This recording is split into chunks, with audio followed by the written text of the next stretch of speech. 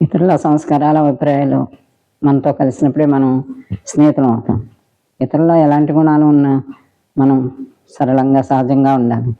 అప్పుడే అందరితో ఐక్యంగా ఉండగలుగుతాం. లేదంటే అభిప్రాయ భేదాలు వచ్చి ఎవరితోనూ కలవలేం. మనసుని ఎప్పుడు తేలిగ్గా ఉంచుకోవాలి. ఇతర కర్మల యందు ఇతరుల్లో ఎలా ఉన్నా మనం వర్ణించి మంచినే తెలుసుకోవాలి. ప్రతి మనిషిలోనూ విశేషమైన గుణం ఉంటుంది. దాన్ని మనం అవలంబిస్తే మనం కూడా మంచివారే అవుతాం. మనల్ని చూసి ఇంకొంతమంది పాటిస్తారు. ఇలాగా మంచిని పోషించుకుంటూ వెళ్ళాలి. ఇతరుల్లో మనం ఎప్పుడైతే చెడు చూసామో వారు మారినా మారకపోయినా కానీ ఆ ప్రభావం మన మనసుపై పడుతుంది. మనలో ఆ చెడు ప్రభావం మన మీద ఉంటుంది. అలా కాకుండా మనం విన్నా చూసినా కూడా మన మనసుకి తీసుకోకూడదు. వారు మారాలని మనం సంకల్పం పెట్టుకోవాలి. ఆ సంకల్పం వల్ల వారు కూడా మారతారు, మారవచ్చు కూడా.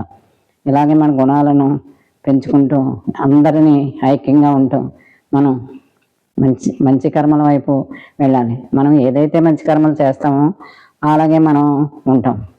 మనల్ని చూసి నిజంగానే చాలామంది పాటించరని మనం అనుకుంటాం, కానీ పాటిస్తారు. పాటించి వారు కూడా మంచివారుగా తయారవుతారు. మన సంకల్పం కూడా అలాగే ఉండాలి, మంచివారుగా ఉండాలి అని పాటించాలి. కానీ వాళ్ళు ఇంకా చెడ్డవాళ్ళు అని వాళ్ళ గుణాలను విశ్లేషించి ఇంకా చెడ్డవాళ్ళుగా మనం చేయకూడదు, చెప్పకూడదు. మన మంచి సంకల్పంతో ఉండాలన్నమాట. ఇతరుల విశేషమైన గుణాలన్నీ తీసుకుని అలాగా మనం మంచిని పెంచుకుంటూ వెళ్ళాలి. మనం ఎవరో పూర్ణంగా ఉండరు కాబట్టి ఆ లక్షణాలు లోపాలు అన్నీ అందరిలోనూ ఉంటాయి. మనం వాటిని వదిలించుకుంటూ మనలో ఏ లక్షణాలు ఉన్నాయి అని మనం వదిలించుకుంటూ వెళ్ళాలి. ఇతరులో ఉన్న మంచి లక్షణాలు తీసుకోవాలి. మన ధర్మం ఏంటి? మనం సత్యాన్ని, ధర్మాన్ని ఎప్పుడు ఎన్ని కష్టాలు వచ్చినా, ఎన్ని నష్టాలు వచ్చినా, ప్రకృతి వైపరీత్యాలు వచ్చినా ధర్మాన్ని వదలకూడదు. ధర్మాన్ని అనుసరించే వెళ్ళాలి. ధర్మమే రక్షిస్తుంది.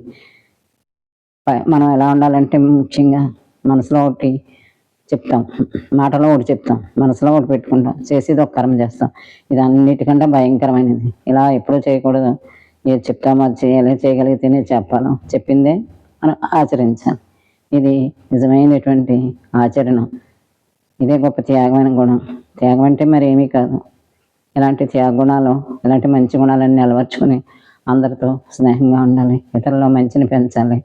మనమే ఆదర్శంగా ఉండక్కర్లేదు. ఆదర్శవంతం అంటే ఏమీ లేదు. మనం కరెక్ట్గా అన్ని విషయాల యందు ఇలా ఉంటే చాలు. మనం ఎప్పుడు కూడా మన గొప్ప ఏం లేదు, మనం నిమిత్త మాత్రం అన్నంత అని భావించుకుంటూ ఉంటే చాలా తేలిగ్గా ఉంటాం. మనం ఏం చేయాలన్నా మన వల్ల ఏమీ అవ్వదు. నిమిత్త మాత్రమే, జరగవలసిందే జరుగుతుంది. కానీ ఆచరణ, మన లక్ష్యాలు, మన నిర్ణయాలు మాత్రం పవిత్రంగా భగవంతుని వైపు ఉండాలి. అప్పుడు అన్నీ మంచిగానే ఉంటాయి.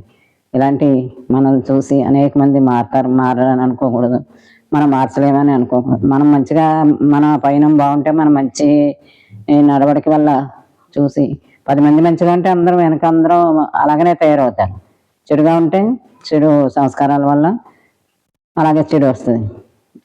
అందుకని మన ప్రతి ఒక్కరు కూడా తమ వంతు తాము మంచి వైపు నడవాలి, మంచి ప్రవర్తనతో ఉండాలి, సత్ప్రవర్తనతో ఉండాలి. రోజులో ఎంతో కొంతసేపు పరమాత్మతో నిమగ్నమై ఉండాలి. ఎంత ఎక్కువగా ఉంటే అంత మనకు వచ్చే అన్ని కష్టాలు, నష్టాలు అన్నీ దాంట్లో కొట్టుకుపోతాయి. మనం ఏమీ అడగక్కర్లేదు. పరమాత్మను ఆయన యందు ఉంటే చాలు, అన్నీ ఆయనే చూసుకుంటాడు, అన్నీ తొలగిపోతాయి. మనం అన్నీ కూర్చున్న దగ్గర నుంచి కోరికలు చెప్పేసి అది ఇది అంటే ఏం చెప్పక్కర్లేదు. ఆయన యందుండు, నీ అన్నీ వాటంతరవే తొలగిపోతాయి. ఇది సత్యం. ఆచరించి చూద్దాం. మంచి విషయాలు తెలుసుకుందాం.